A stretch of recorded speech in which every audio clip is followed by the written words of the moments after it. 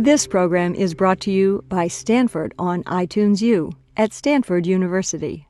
Please visit us at itunes.stanford.edu. Good evening. Good evening and welcome to the final segment of our day-long symposium, Waging Peace, Practical Approaches to a Violent World. I'm Mark Gonnerman, the director of the Aurora Forum, and I've been your host for today, and I say that only because I see that we have some people who have come this evening just for the final segment, and welcome to everyone. It has been a splendid day, and it will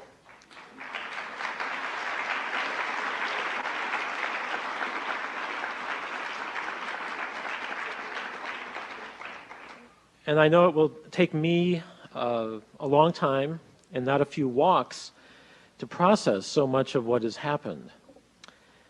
As I said at the very beginning, it is hoped that each person here today will catch an idea that sparks an insight that motivates a practical approach to reducing violence in each person's own life.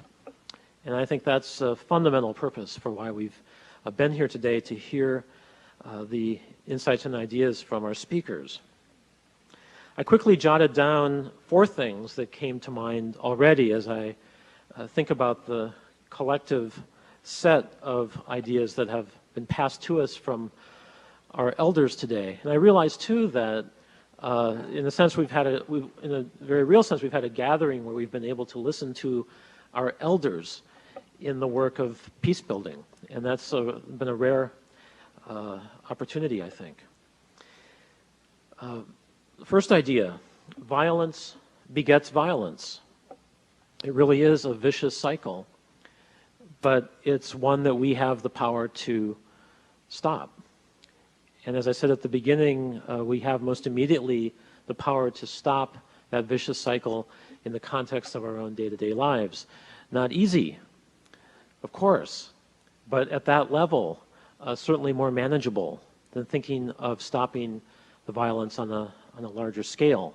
And beginning with that personal change, that's the place where the larger change starts to happen. A second general idea that's come across today: it is more blessed to give than to receive. But in the act of giving, you receive more than if you get something from someone else. And we've been reminded of that, I think, again and again today. A life of service. And the third point then, perhaps the most important question is, how can I help? How can I help? What can I do to help you as a way to open up the process of building community and creating change? And fourthly, it's come to mind again and again in thinking about each of the talks, a verse from the New Testament that I like very much, which is that perfect love casts out fear. Perfect love casts out fear. The more love, the less fear. And I hope you'll go home tonight and jot down some of your own thoughts that have crossed your mind today as you've listened to the many ideas and insights that we've heard from first Professor James Gilligan, then from Michael Nagler, then from Francis Moore Lepay, and now we will be hearing from Arun Gandh. I thought that I might give an introduction for Mr. Gandhi that reviews various parts of his biography leading up to today. But since he will be talking about his education in the path of nonviolence, I'm sure that we'll get a sense of his story through his own talk. And the reason I'm not going to go through that now is because the entire time that he's been with us here on the campus, I've wanted to hear more and more of his own words, so I should soon get out of the way. But before I do that, I just want to thank him publicly for giving so generously of his time. he doesn't like to go away from home for very long. For his beloved wife, Sunanda, is not in good health. And yet he has generously given us 2 days, actually 2.5 days, since he will be flying back to Memphis tomorrow morning. He came yesterday morning and then met with the undergraduate students in my summer session Waging Peace course for an extra seminar meeting that also included Professors Nagler and Gilligan. And that was then just the beginning of a series of what for me have been just remarkable conversations. Then yesterday evening, we went to the Martin Luther King Jr. Papers Project, and Mr. Gandhi was interviewed publicly by Professor Claiborne Carson, director of that project. And now we're here tonight, and we've just come back from a dinner where Mr. Gandhi, it was quite a wonderful conversation where he again spoke and told stories. And what I've been struck with each and every time, when he speaks, everyone becomes very quiet. Because he is very quiet, but also because he is so clear and intelligent in such a gentle and penetrating way. And so I want to introduce him now only by saying it is my pleasure to give you the pleasure of hearing from the fifth grandson of Mohandas K. Gandhi, Arun Gandhi, who has come from the M.K. Gandhi Institute for the Study of Nonviolence in Memphis, Tennessee. Please join me in welcoming Arun Gandhi to our stage.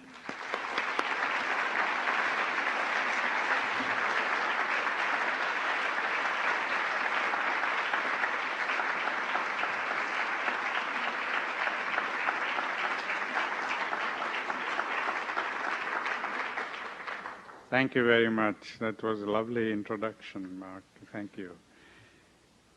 I am very happy to be here today to share with all of you some of the lessons that I learned from my grandfather, lessons pertaining to nonviolence. And I hope that I will be able to put everything that you heard today during the course of this seminar into some perspective. It's very difficult for me to be the last speaker after 3 wonderful speakers before me who have said everything that I intended to say. But I want to focus my talk today on grandfather's famous line where he said that we must become the change we wish to see in the world. It has to begin with each one of us. And I hope that my talk will give you an idea of how we can become more active. I was also very struck by the young woman who asked the question after the last session about what can we do? Tell us what can we do?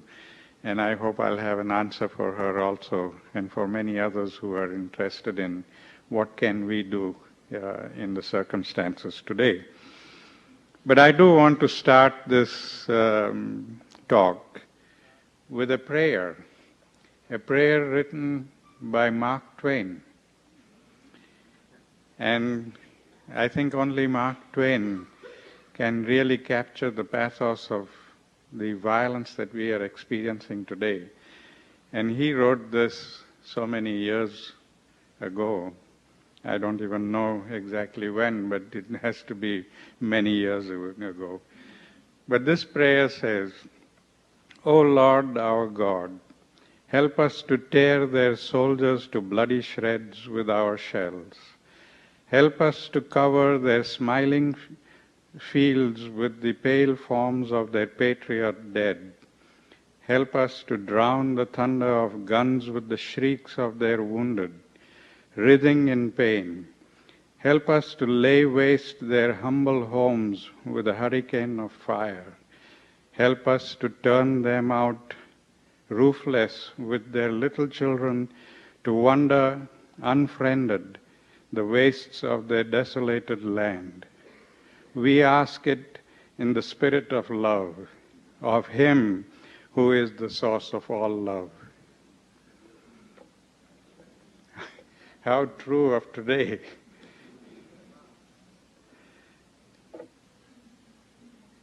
Grandfather was very concerned about the culture of violence that was spreading around the world, a culture that had dominated us and still continues to dominate us to such an extent that everything we do and think and practice every day of our lives, consciously and unconsciously, is governed by that culture of violence. And Grandfather was not the only one who was concerned about this. There were many other eminent people who were equally concerned, and I want to share with you their concern. One of them was General Omar Bradley, a hero of World War II, who wrote in 1948 saying, "The world has achieved brilliance without wisdom, power without conscience. Ours is a world of nuclear giants and ethical midgets. We know more about war than we know about peace, more about killing than we know about living." The other statement was made by General Eisenhower in 1953, when he said that every gun that is made, every warship launched, every rocket fired signifies in the final sense a theft from those who hunger and are not fed, those who are cold and are not clothed. This world in arms is not spending money alone. It is spending the sweat of its laborers, the genius of its scientists, the hopes of its children. This is not a way of life at all in any true sense. Under the clouds of war, it is humanity hanging on a cross of iron. Now, these people were trying to warn us about this culture of violence that dominates us so much, that we need to change and rethink and adopt a new culture.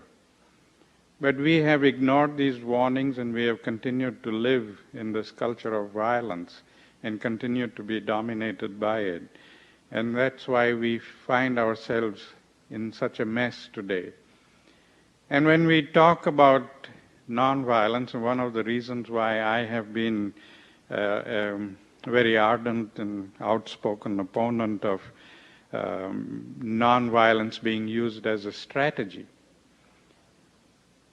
Because to me, when we use nonviolence as a strategy,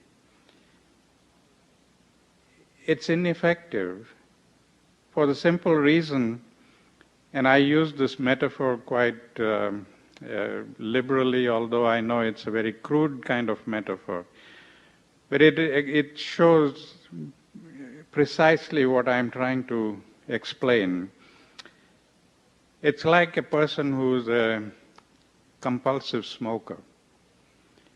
He knows the ill effects of smoking, and yet he continues to smoke because it's not going to affect me. It may affect other people, but it will never affect me. Until a person gets lung cancer. And then he goes to the doctor and says to the doctor, "You got to cure me." And the doctor says that I can cure you only if you change your lifestyle. Give up smoking and change your lifestyle and these habits. But he refuses to do that. He says, "No, I'm not going to change my lifestyle, but you got to cure me." And the doctor will operate on the person and maybe try to cure him, but it will never be effective. And that's precisely what we are doing today. We continue to live in that culture of violence. We want to continue to live in that culture of violence, and yet we want to practice nonviolence when it suits us. And then it doesn't work very effectively, and so we say, well, nonviolence is not really effective at all. So we have to change that culture of violence if we want nonviolence to become effective. And I'm hoping that with what I share with you today, we will be able to understand and share that, change that culture of violence. Grandfather had said in his writings that the culture of violence manifests itself in the 7 sins of life. And the 7 sins that he described were wealth without work, pleasure without conscience, knowledge without character, commerce without morality, science without humanity, worship without sacrifice, and politics without principles. And I added the 8th one recently, and that is rights without responsibilities. Now these are the 7 sins that we commit every day, which is part of the culture of violence that we experience there. This morning, some of you came up to me and said that we haven't talked enough about big corporations dominating our lives today and taking over much of our lives. They're ruling our lives and they're dominating our lives, and they're even taking over our government. They are now funding the government and making sure that they have the type of government that they want in power, not the type of government that we want in power. And we have been ignoring this to our detriment. And I think this is what Grandfather was saying in his 7 sins.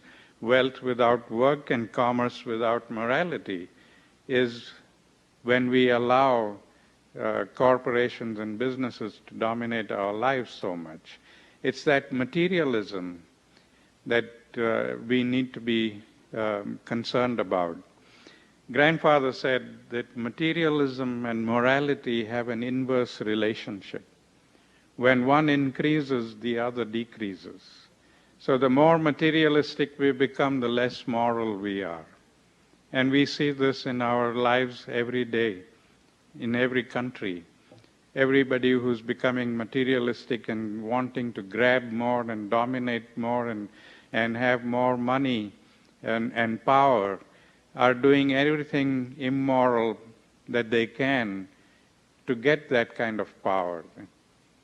So we have to be aware of this and ensure that this kind of thing doesn't happen.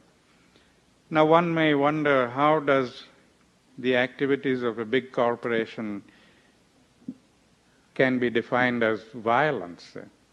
And I want to share with you an experience which will explain to you how violence can occur. Many of you may perhaps have been to India and have probably seen the city of Bombay. But for those of you who have not been there, Bombay city is huge. It today has a population of nearly 16 million people, and several millions of them are homeless. They live on the sidewalks in shanties or no shelter at all. They just squat on the sidewalks there. And this has been the case for many, many years now. And everybody has been wondering what to do with this situation. How do we resolve this kind of situation? And they've come up with all kinds of ways in which we can eradicate this menace. They all term it as menace. They've even talked about throwing them out of the city. So they have no right to be here. We can throw them out of the city and let them perish in their villages. And during the period of the state of emergency declared by Mrs. Gandhi, no relation of ours, she actually did that. They bussed these poor people away from the cities and left them 40, 50 miles out of the city in wilderness and let them perish there. But many of them came back again. So when my friends and I looked at this problem, and we thought that we would try to help them through Gandhian means, through nonviolent means, we brought together about 500 to 600 of these people, and we talked to them, and we said, we will help you if you are willing to participate in the program of self-help. And we were able to convince them, and we got them involved, and we encouraged each one of them to save a coin every day and create a fund from which we can then help other people, help them economically establish a program for them. Now, it seemed ridiculous that poor people who didn't know where the next meal was going to come from, how do you expect them to save a coin every day?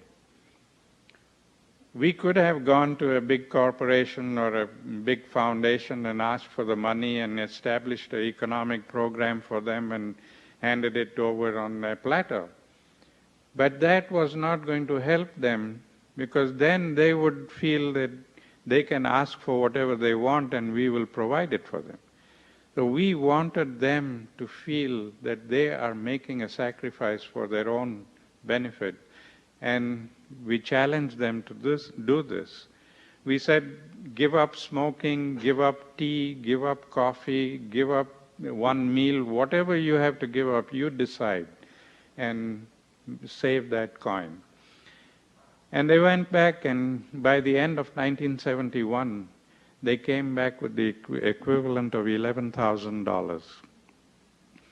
And with that money, we bought 10 second-hand textile machines for them and installed those machines in a little tin shed in one of their villages, and sent back about 70 of them to run this factory round the clock so that they could earn enough money and make it possible for all those who had contributed to the fund to come back and live on the earnings of this. And they've done wonderful things since then. They've expanded their factories. They have 4 factories now with many machines, and they've been running them round the clock, and they're making profit. And all of these people went back, and they're living very well. Their children have gone to schools and colleges and educated themselves. And we were very happy about this, until globalization. And now when globalization has come into India, the Indian market is flooded with foreign textiles, which is sold at nearly half the price of the textiles these poor people manufacture. And so they are suffering a loss of market, and loss of sales, a loss of income, and they don't know what to do now. And this is how big giants, big corporations have been undermining these little people who have been struggling to establish themselves and stand on their own feet. So we have to be aware of these practices that go on among ourselves and our societies, where people, because they have the power, because they have all that money, they dominate not only their country, but dominate the whole world, and want to make the whole world their marketplace. And how do we do this? We have to find ways of doing it. One of the obvious ways that we can do is not to support those industries. Boycott all their products, refuse to buy from them. And when their sales begin to drop, then they will realize that they cannot go on with this kind of practice.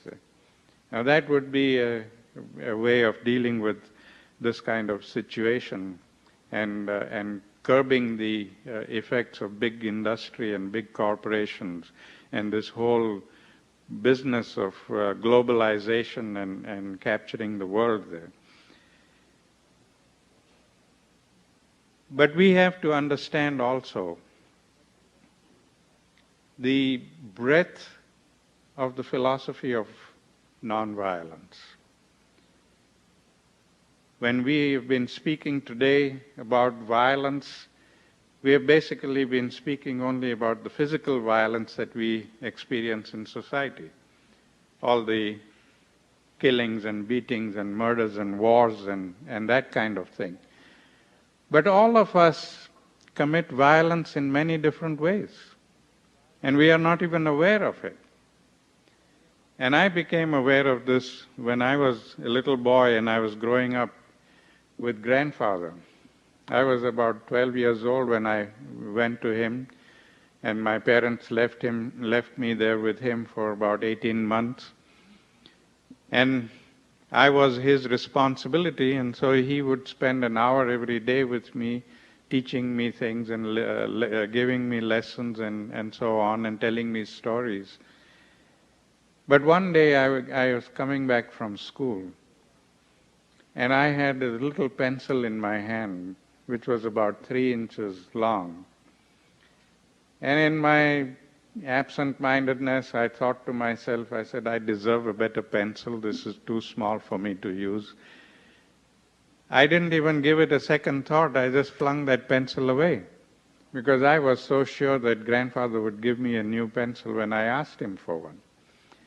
But that evening when I went and met grandfather and asked him for a new pencil, instead of giving me one, he subjected me to a lot of questions. He wanted to know how the pencil became small and where did I throw it away and why did I throw it away and on and on and on. And I couldn't understand why he was making such a fuss over a little pencil until he told me to go out and look for it. And I said, you must be kidding. He said, you don't expect me to look for a little pencil in the dark? It's already dark outside. He said, oh yes, I do. Here's a flashlight. And he sent me out with a flashlight to look for this pencil, and I must have spent about 2 hours searching for it. And when I found it and brought it to him, he said, now I want you to sit here and learn 2 very important lessons. The first lesson is that even in the making of a simple thing like a pencil, we use a lot of the world's natural resources. And when we throw them away, we are throwing away the world's natural resources. And that is violence against nature. And the second lesson is that because in an affluent society we can afford to buy all these things in bulk, we overconsume the resources of the world. And because we overconsume them, we are depriving people elsewhere of these resources, and they have to live in poverty. And that is violence against humanity. And that was the first time I realized that all of these little things that we do every day, things that we throw away and waste every day because we have such a lot of it that we don't know what to do with it, that every time we throw away something useful, even if it is a little pencil, every time we throw away something useful, we are practicing violence. We are contributing to violence in society. And we have to become aware of this. We are not aware of it. To drive home this message, grandfather made me draw a family tree of violence on the same principles as a genealogical tree, with violence as the grandparent, and physical violence and passive violence as the 2 offsprings. And every day before I went to bed, I had to analyze everything that happened during the day, things that I may have experienced or read or seen or done to other people. All of that had to be analyzed and put in their appropriate places on that tree. And grandfather helped me with this, and later on my parents helped me analyze too. But physical violence is all the kinds of violence where we use physical force against one another. All the killings and beatings and murders and rapes and all of these things where we use physical force is physical violence. But passive violence is the kind of violence where we don't use physical force. It's like the waste of resources, like teasing, like name-calling and discrimination and oppression, suppression, all of these things that we do consciously and unconsciously that hurt somebody somewhere. All of that is passive violence. And within a few months, I was able to fill up a whole wall in my room with these acts of passive violence. And that's when I became aware of how much passive violence I was practicing every day. And it was only after I became aware of it that I was able to do something to change that. So we have to do that kind of introspection every day of our attitudes, our behavior. Make that kind of a tree. Do it as an individual project or do it as a family project. But you'll be surprised at what you find from it, that how much violence we practice all the time. And the connection between the two is that we practice passive violence all the time, every day, consciously and unconsciously. And that generates anger in the victim. And the victim then explodes into physical violence. So it is passive violence that fuels the fire of physical violence. So logically, if we want to put out that fire of physical violence, we have to cut off the fuel supply.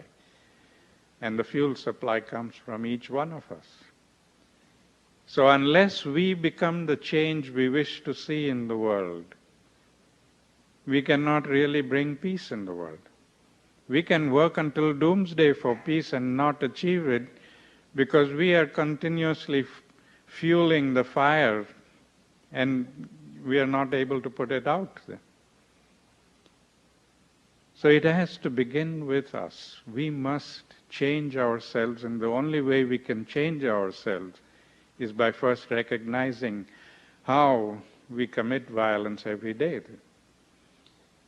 Now the connection, as I said, was anger, that we are moved to anger and we then use violence because of our anger. Now that was another lesson that I learned, and a very profound lesson, a lesson that I think everybody needs to learn today. Right? And I'm one of those who advocates this as a compulsory subject all the way from elementary school to the university level.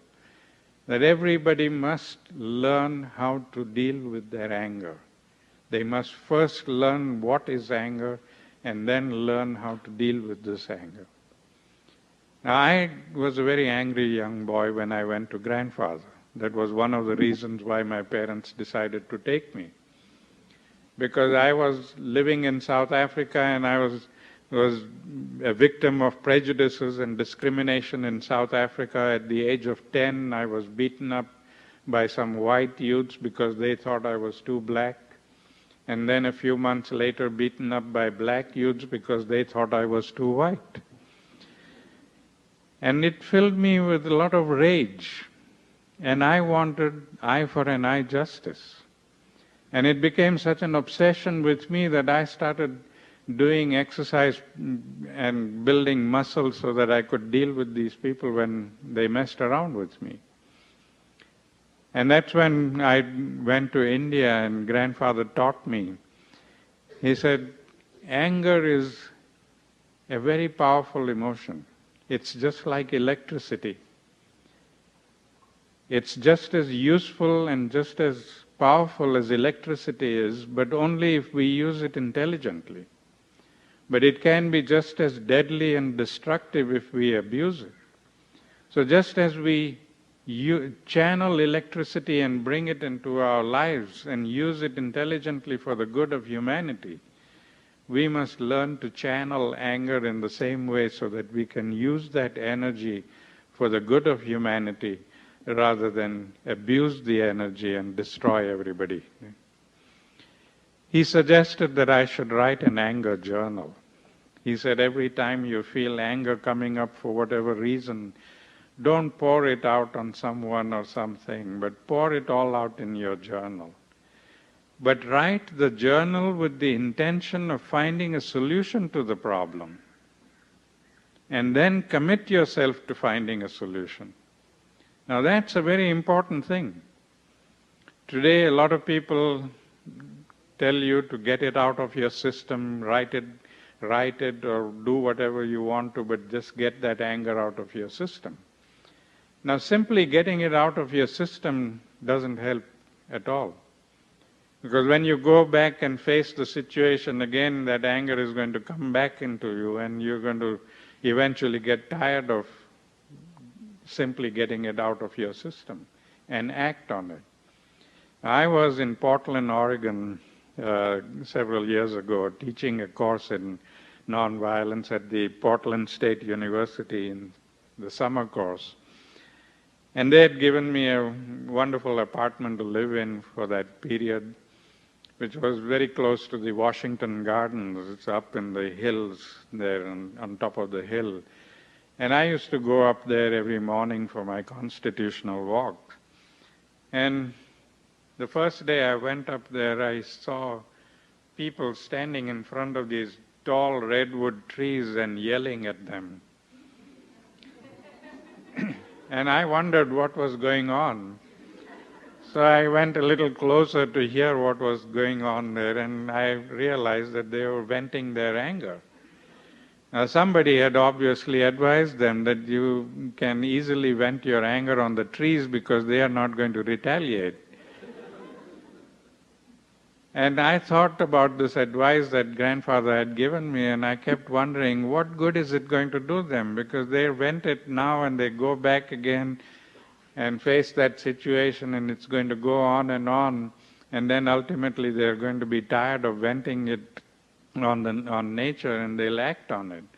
So it's very important that we not only get it out of our system, but we get it out constructively, that we use that energy to find a solution that is a win-win solution, and then learn how to channel that energy into positive action regularly. I did this for many years, and it helped me considerably in understanding my anger and being able to channel that energy into positive action. But at that time, being just 12, 13 years old, quite a feisty, naughty 12-year-old, after this grandfather taught me this lesson, I decided to test him and see whether he himself had learned the lesson or not. And this was the period in his life when he was involved in many important things. He was not only concerned about the freedom of India, but he was concerned about all the other problems, like the emancipation of the Indian women, the emancipation of the so-called untouchable people, the education of children. All these things were uppermost in his mind. And he had programs going on in all of these different fields. And as we all know, all these programs need to be funded. And at that time, the funding was all controlled by the British, and they were not willing to fund any of Gandhi's programs. So he had to find his own funding sources. So he decided the easiest way for him to raise money that he needed was by selling his autograph. And he put a fee of 5 rupees for each autograph. And every morning and evening, when hundreds of people assembled for his prayer services, they would seek his autograph. And it was my duty while I was living with him to go out into the audience and collect the autograph book and the money and bring it to him for his signature. And one day I thought to myself, I said, if everybody could get his autograph, why not me? After all, I'm his grandson and I deserve an autograph too. So I got myself a little autograph book and I slipped it into the pile because I didn't have the money to pay for it. hoping that he wouldn't notice the absence of money. But when he came to that book, he said, "Why is there no money for this autograph?" And I said, "Because it's my book." And he said, "Well, I don't make an exception even for grandsons. That if you want an autograph, you will not only have to pay me for it, but you'll have to earn the money and pay me. Don't ask your parents for it." And I said, "No way." I said, "You're my grandfather and I'm going to make you give me this autograph free." So he laughed and said, "All right, let's see who wins."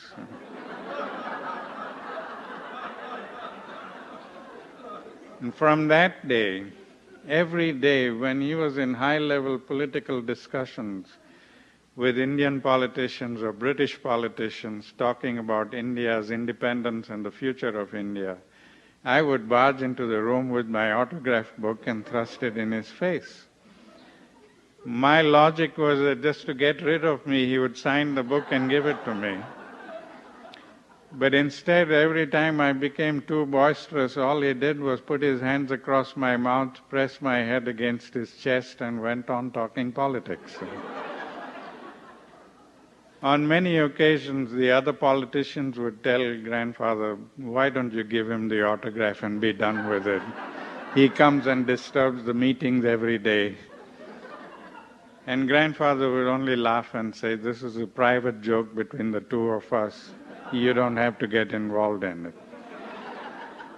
But the long and short of it is that he never did give me that autograph.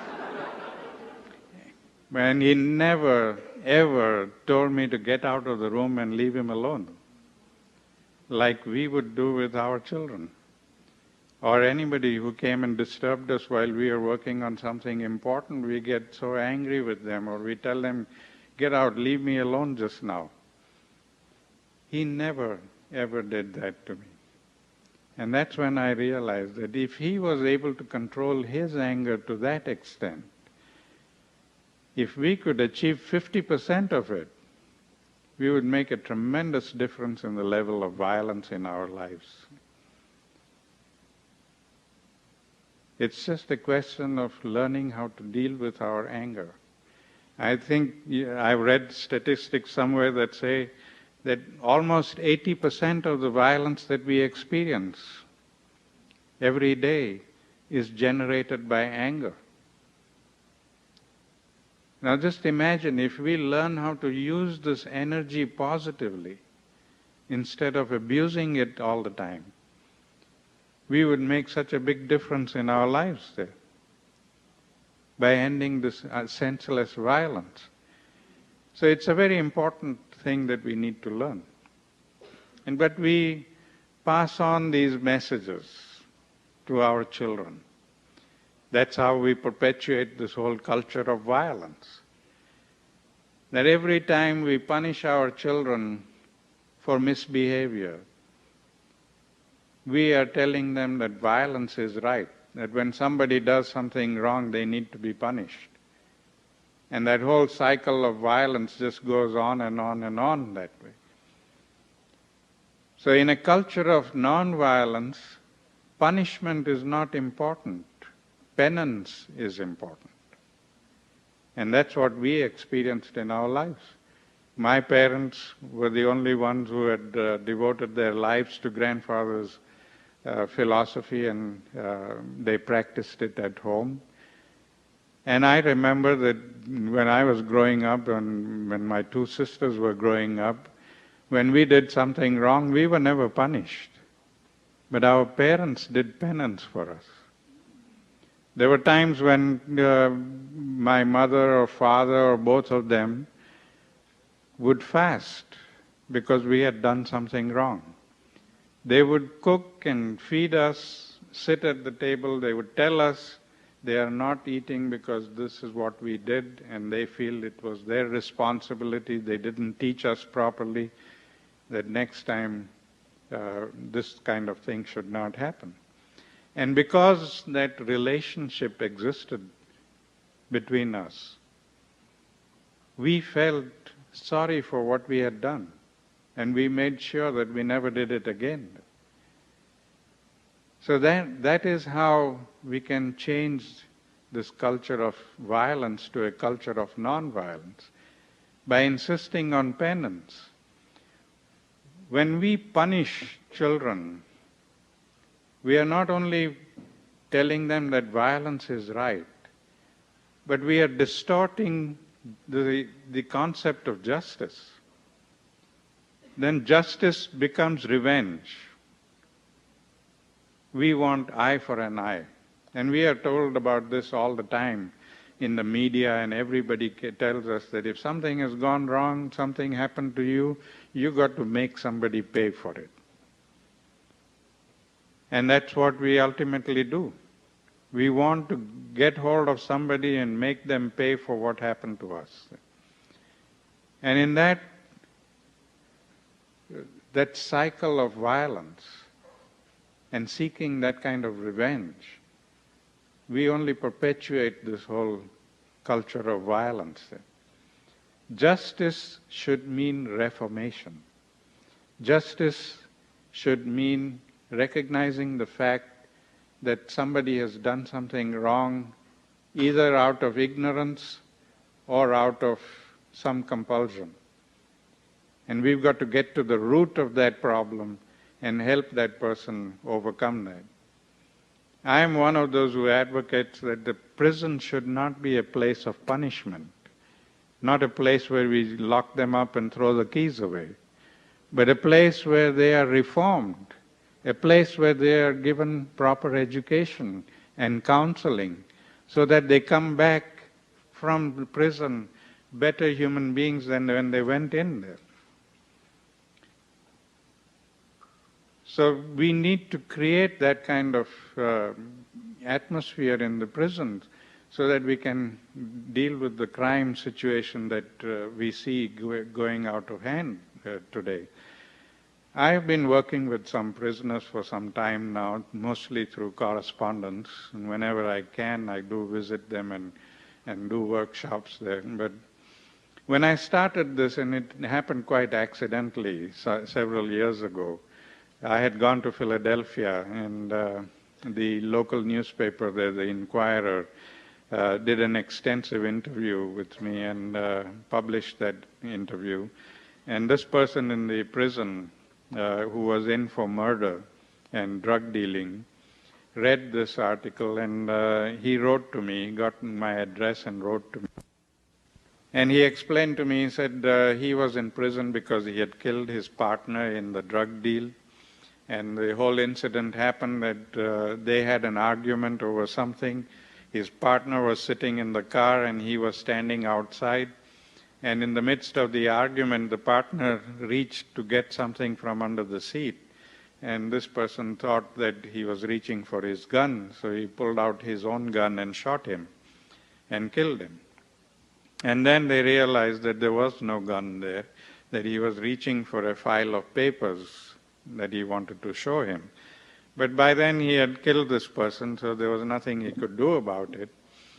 And he was caught and tried and put in prison. And during the trial he says that his partner's widow and children, little children, came to the court, and he went up to them and he apologized and asked them for forgiveness. And he says, I asked them to forgive me and they wouldn't even look at me. So he says, where is your non-violence? So, it sounded very arrogant to me. I don't know whether he really meant it that way or it just turned out that way. But the way he wrote the letter, seemed very arrogant. And I wrote back to him and I told him. I said, to me it sounds very arrogant that you think that because you go there and tell the person, I'm sorry I killed your husband, please forgive me, that they should forgive you. I said, you have destroyed that person's life. It's never going to be the same again, whatever you do. You're not talking about having slapped somebody and saying sorry for it. You're talking about killing somebody and saying sorry. And I said, maybe she will never forgive you. But you will have to seek forgiveness not only verbally but through your life for the rest of your life, and maybe someday you will be forgiven. But you have to continue to live that in your life. And I think I touched him somewhere because he became a regular correspondent and we continued to write to each other, and he's completely transformed. Everybody who has been in touch with him says that he's not the same person anymore. He was such an arrogant person and so full of himself and all that. And now he's just the opposite. That he's humble and he's nice to everybody and is a very changed person. But during that conversation with him, at one point he asked me, he said, "You're telling me to change, but if I change, the society is not going to accept me. When I come out again, nobody is going to forgive me.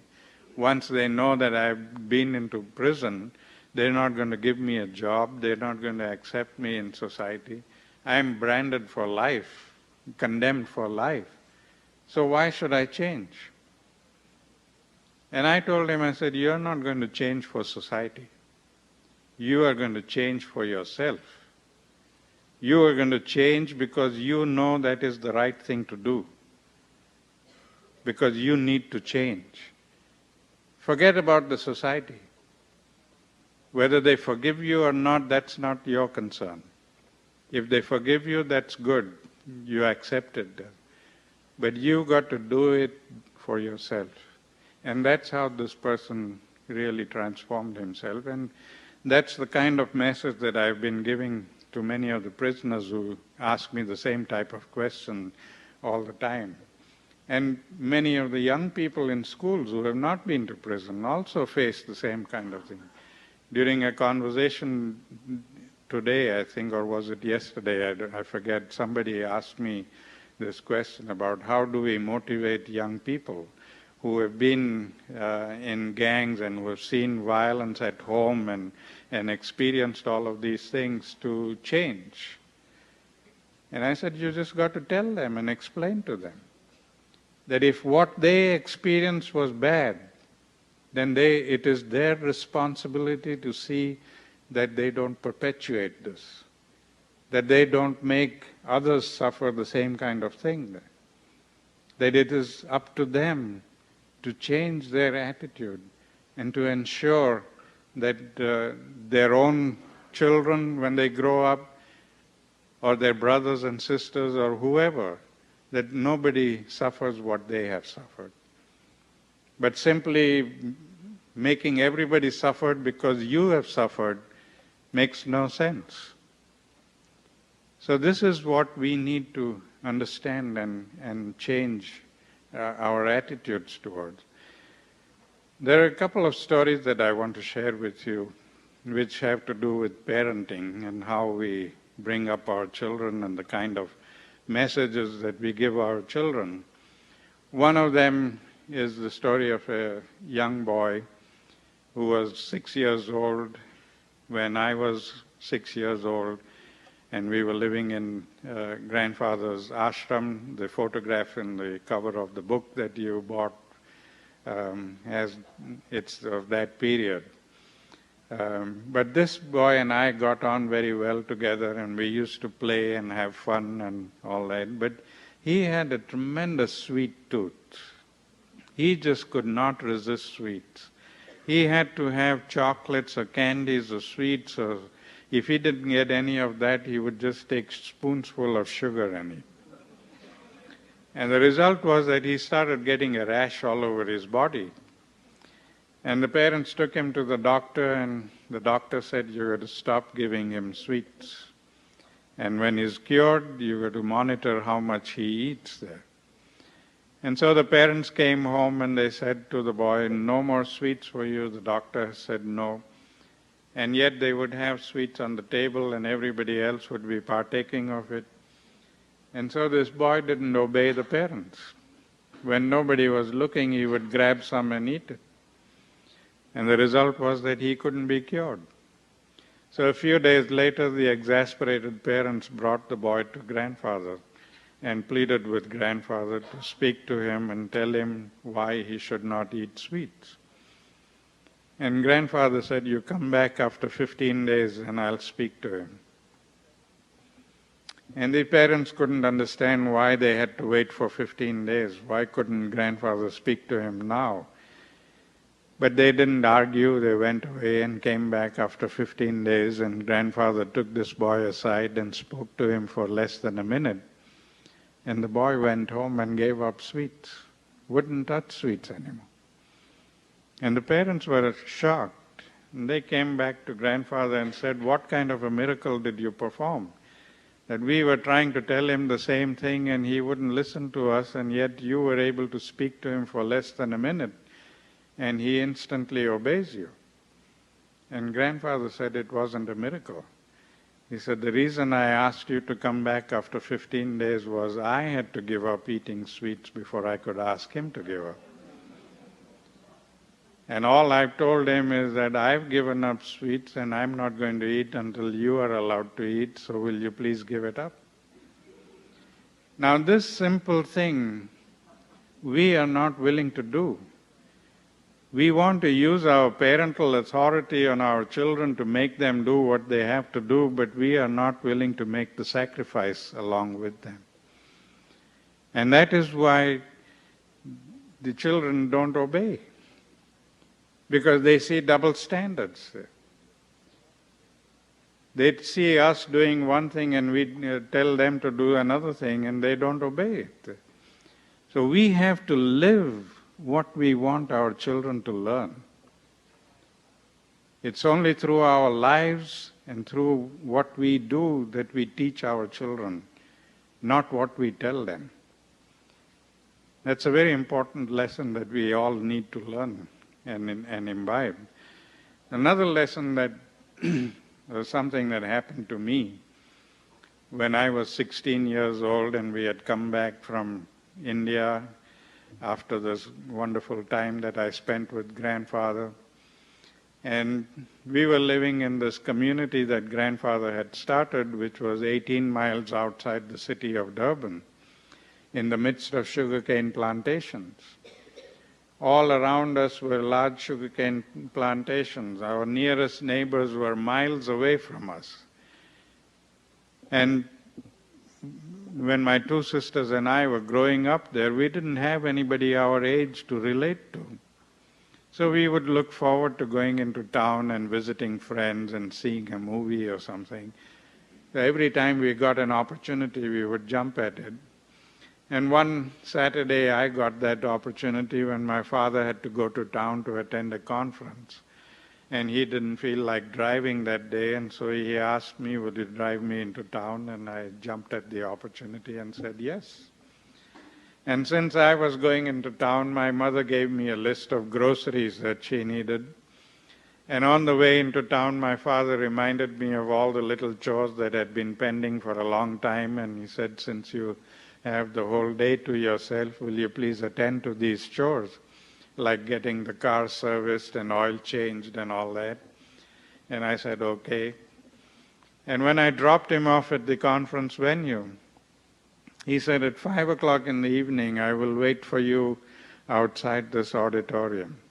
Come here and pick me up, and we'll go home together." And I said, okay. And I rushed off and I did all my chores and I bought all the groceries and left the car in the garage with instructions to do whatever was necessary. And I went straight to the nearest movie theater. And I got so engrossed in a John Wayne double feature. Sorry, Michael, but I was fond of John Wayne westerns at that time. I didn't realize the passage of time. The movie ended at 5:30. And I rushed from there and went and got the car and rushed to where my dad was waiting for me. It was almost 6 when I reached there. And he was naturally anxious and wondering what happened to me, and he was pacing up and down. And the first question he asked me is, "Why are you late?" And instead of telling him the truth, I was so ashamed to tell him that I was sitting there watching a John Wayne double feature that I lied to him and I said the car wasn't ready, I had to wait for the car, not realizing that he had already called the garage and asked them. When he caught me in the lie, he said, there's something wrong in the way I brought you up that didn't give you the confidence to tell me the truth, that you felt you had to lie to me. And I've got to find out where I went wrong with you. And in order to do that, he said, I'm going to walk home 18 miles. I'm not coming with you in the car. There was absolutely nothing I could do to make him change his mind. He just started walking. It was after 6 o'clock in the evening. It was already beginning to get dark. I couldn't leave him and go away. So for 5.5 hours, I was crawling behind him, watching him go through that pain and agony for a stupid lie that I uttered. And I decided there and then that I was never going to lie again. Now, I think that was a profound lesson in nonviolent parenting.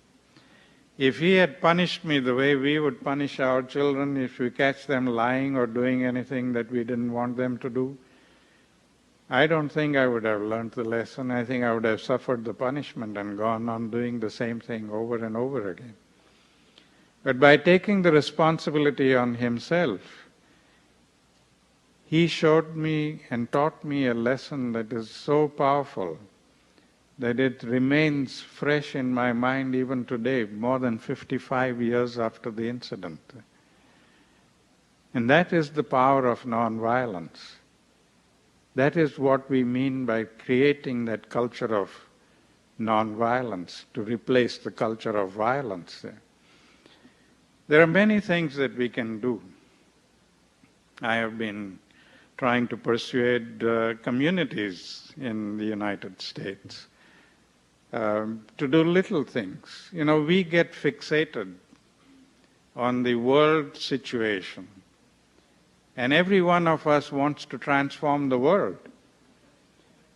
We want to bring peace in the world. We want to solve the Israel-Palestine problem. We want to solve the India-Pakistan problem. We want to solve the problem of poverty everywhere. They're wonderful intentions. But we don't have the capacity to do that. And what happens is that we go at it with full force for a while, and then we get burnt out because we don't see any results. And then we say, well, it's hopeless. Give it up. And many people have fallen by the wayside because they have set themselves goals that they can never achieve in their lives. So the best thing to do is set yourself goals that you can achieve and you can do. And once you have achieved that and done that, then set another goal and go up one step at a time. That way you will find that you are being useful, you are bringing about a transformation, and it becomes a hopeful exercise. One little thing that I keep talking about, and it's an offshoot of the program that we had with those poor people in Bombay when I told you that we made them save a coin every day. The same thing can be done by us.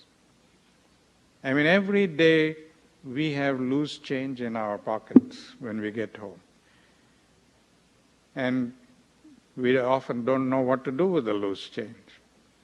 And just recently I read in the newspapers in Memphis alone, in one city of Memphis alone, every month the security people at the airport gates collect more than $250,000 left in loose change. You know, when all the passengers empty their pockets in those little bins, they just forget to take the change, or they just deliberately don't take it. Who wants to bother with that change? And it amounts to $250,000 a month. I mean, imagine how much loose change you can save.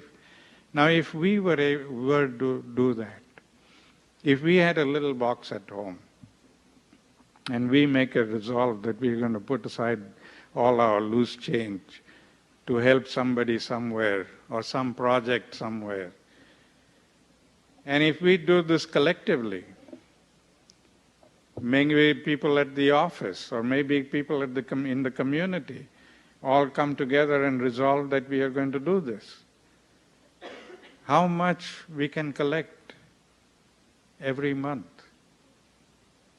And then help adopt some village in Africa or in Asia. We did this with a Norwegian community. A Swedish community.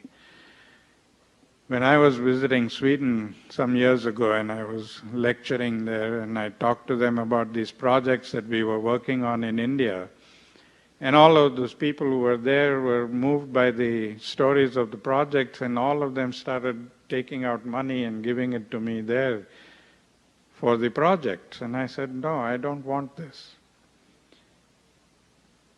I don't want this because you are now acting out of pity. I want you to act out of compassion. There's a very thin line that divides pity and compassion. It's like when we walk out into the streets and we see a hungry person there with a sign, we are moved by pity. We dip our hands in the pocket, give that person $1 or $2 and walk away from there. What we are basically telling that person through our action is that take this money and get lost. I hope I don't see you ever again. And that's not constructive, because that person could misuse that money or do anything he or she likes with that money, and we are not really addressing the problem. But if we were to act out of compassion, then we get involved in trying to find out why is this person incapable of feeding himself or herself? What can be done to help that person realize their potential, to rebuild their self-respect and self-confidence so that they can achieve things for themselves? And then help them realize that. It needs a lot more commitment. And that's what I told this community. I said, you give me this money today and you go home and forget it and you'll be happy you did your good deed for the day. And that's not going to help. I want you to get committed to this whole thing, and I want you to build a relationship with communities wherever you decide to adopt it. And I said, you do this. You make a resolve today that all of you are going to put aside some amount of money every day to help somebody somewhere. And they began to do this, and they adopted a couple of villages in India. And for the last almost 15 years now, they've been going back and forth, and they have a strong relationship with the communities there.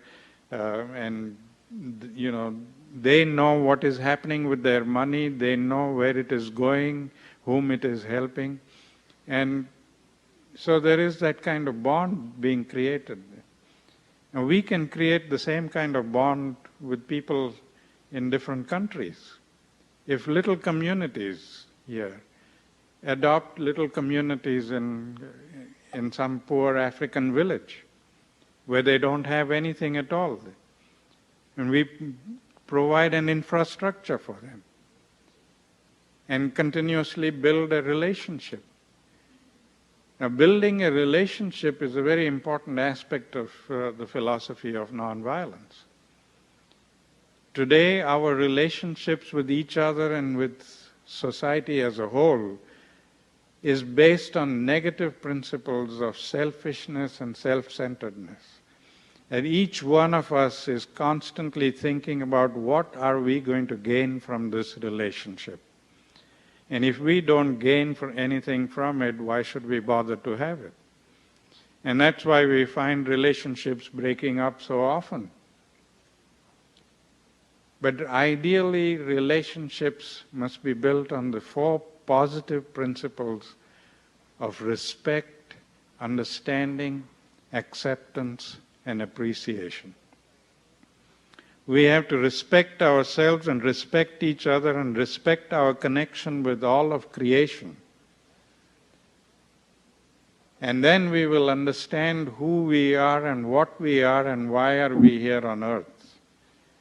And when we understand that, we will then be able to accept each other as human beings and not label people as we do today. Today we have so many labels on people that we have forgotten that behind those labels there is a human being there. We have gender labels and religious labels and economic labels and social labels and you name it and we have a label for it. We've got to remove all those labels and just begin to look at each other as human beings and accept each other as human beings. And when we are able to do that, then we will appreciate our own humanity. So these are the principles on which ideal relationships are built in a culture of nonviolence.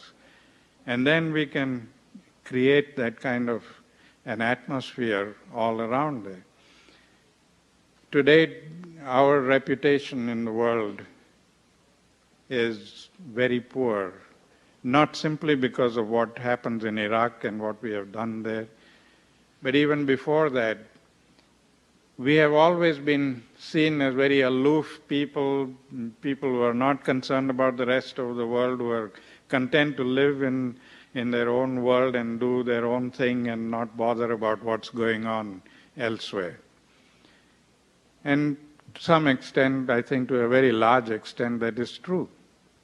We are not concerned. We just enjoy our lives here and why bother about what's happening elsewhere? And when we are bothered, it's always out of pity, give it and then forget about it. So I think it's time that we change that image. And if we are able to create that kind of community-to-community interaction, we will be able to change that image and make it a positive image eventually. And people will realize that we also can be compassionate and we also can help the rest of the world, that we are not just content living our own lives in our own luxuries, but we are willing to share that with other people.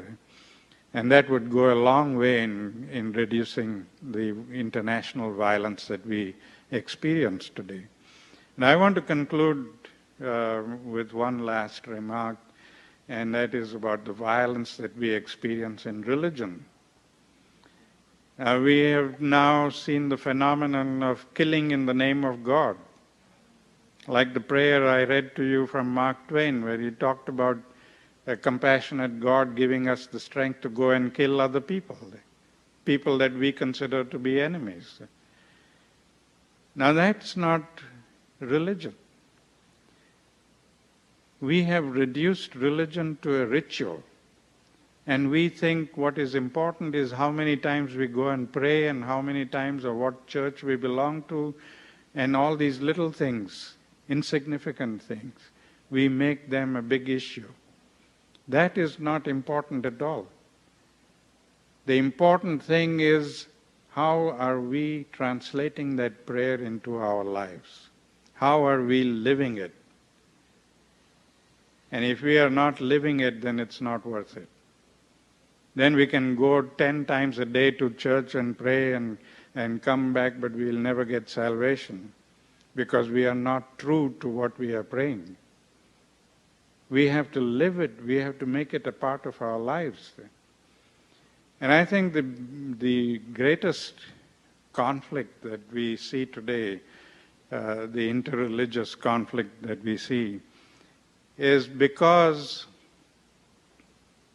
all the religions today feel that they possess the truth. That everybody, whether they are Christians or Hindus or Muslims, think that they possess the truth and there's no need to search for it anywhere else. They already have it.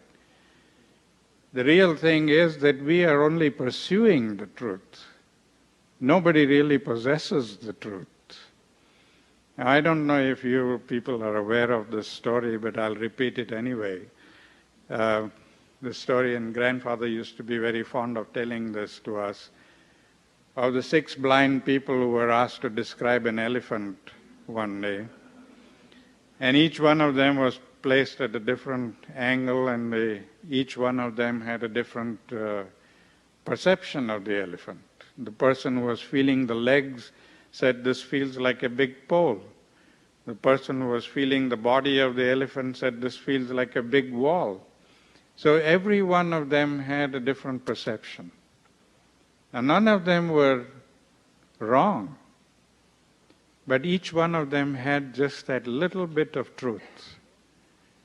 But they could come to the whole truth if they all came together and shared their experiences. Then they would be able to build a better understanding of the elephant. And that is exactly where we are with our religion. We have that little bit of truth, but we think that we possess the whole truth, and so we don't look for it anywhere else, and we live with that just distorted bit of truth there. But if we are open and we accept all the different religions and respect all the different religions, we would have a much better understanding of these religions. And that's why grandfather decided he was going to incorporate in his daily prayer services hymns from every major religion of the world. And our prayers every morning and evening were held outside in an open ground when the weather was good, or in an auditorium like this without any symbols or anything that would feel threatening to anybody. And everybody would just squat there and pray, and we would pray Christian prayers and Muslim prayers and Hindu prayers and Buddhist prayers. And everybody who came to the prayers were Muslims, Hindus, Christians. Nobody ever asked what religion you belong to. And that's how he was able to instill in us a respect for all the different religions. And that's why he said once in his writings that a friendly study of all the scriptures is the sacred duty of every individual. And he made that friendly study, and we can also do the same. We can make that friendly study, and we can respect all the different religions and break down another barrier that divides us. So these are little things that all of us can do always, and bring about a profound change in our world there. I want to share with you one more story and a little excerpt from grandfather's writings. If anybody could put his philosophy in a nutshell, I think grandfather could do it himself. And he wrote this, which I think expresses everything that I have said in a few words. He said, "Keep your thoughts positive, because your thoughts become your words. Keep your words positive, because your words become your behavior. Keep your behavior positive, because your behavior becomes your habit. Keep your habits positive, because your habits become your values. Keep your values positive, because your values become your destiny." So if we think positively, we will have a positive destiny. And now the last story, a story that grandfather always told us, and I think it's very pertinent today with what I just talked about, what can we do in the world and how can we bring about a change in the world, and I think this story reflects that very beautifully. It's a story of a man who once went to the beach for his constitutional walk early in the morning. And when he approached the beach, he saw somebody near the waterline picking up something and throwing into the water there. And so he, out of curiosity, he went closer to find out what was going on. And he asked this man, I said, what are you doing? And he said, well, during the night when the tide came in, it washed all the starfish ashore. And now the tide has gone out and the starfish are all stranded on the beach, and I'm trying to throw them back into the water before the sun comes out. And this man looked at the beach and said the whole beach was full of starfish there. And he said, well, what difference is it going to make? You're not going to be able to throw all of them into the water anyway. And at that moment, he had one starfish that he was about to throw into the water. And he said, it makes a hell of a difference to this guy.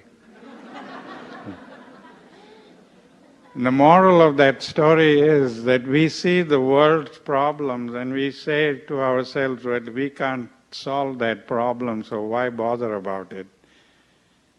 And we don't do anything. But like that first person who came to the beach and he saw the problem and he didn't even wait to think. And he decided he was going to save as many as he could. And he just got down and started doing it. And that's what we need to do. When we see a little problem somewhere, get down and try to solve that problem. Not just look at the world problem and try to save the world, but let's save ourselves and save the neighborhood. And that's what a culture of nonviolence is about. Thank you.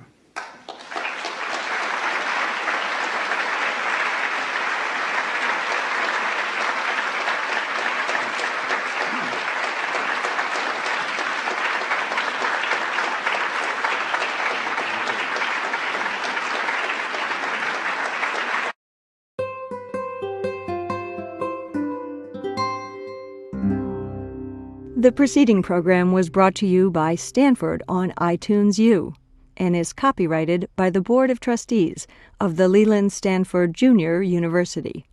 Please visit us at itunes.stanford.edu.